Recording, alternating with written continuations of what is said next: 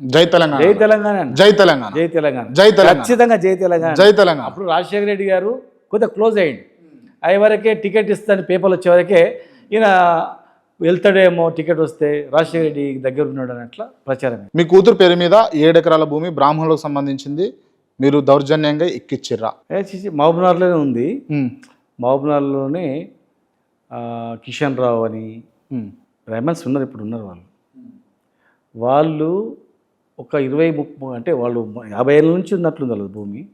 నేను మంత్రిగా ఉన్నప్పుడు ఒక చీఫ్ సెక్రటరీ ద్వారా నా దగ్గరికి వచ్చారు వాళ్ళు. వాళ్ళు వచ్చినప్పుడు మా భూమి లిటికేషన్లో ఉందని ఎవడు ఉండలేడు సార్ అన్నప్పుడు, ఆ రోజు మార్కెట్ రేట్ ప్రకారమే కొన్నాము. వాళ్ళు ఉన్నారు, బ్రాహ్మణ్స్ ఉన్నారు అక్కడ.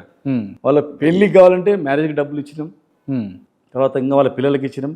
వాళ్ళ పిల్లలు వాళ్ళ మన్మనులు వచ్చి మీరు ఇచ్చినందుకు, డబ్బులు ఇచ్చినందుకు మాకు అందరం ఇన్ని రోజులు చూస్తూ ఊరుకున్నాం సార్, అనుభవించినాం సార్ అని చెప్పి